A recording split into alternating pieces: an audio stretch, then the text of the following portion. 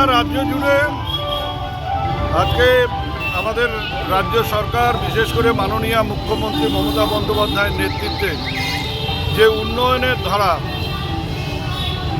পশ্চিমবাংলার বুকে বয়ে চলেছে, সেই কথাগুলো একেবারে নিচুতলার মানুষের কাছে পৌঁছে দেওয়ার জন্য এবং কোথায় কি উন্নয়ন হচ্ছে সেই কথাগুলো যাতে সবাই মিলে, আমি আমার স্থানীয় উন্নয়ন দেখতে পারি, কিন্তু আরও বাইরে যারা যেসব কাজগুলো হচ্ছে সেগুলো যাতে প্রত্যেকটা মানুষের কাছে পৌঁছয়, তার জন্য এই পাঁচালী, উন্নয়নের পাঁচালী, সেটা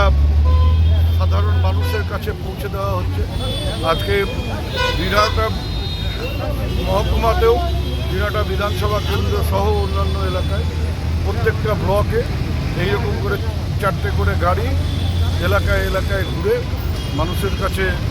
এই উন্নয়নের পাঁচালী তুলে ধরবে, উন্নয়নের কথাগুলো। কতদিন এটা চলতে থাকবে একদম।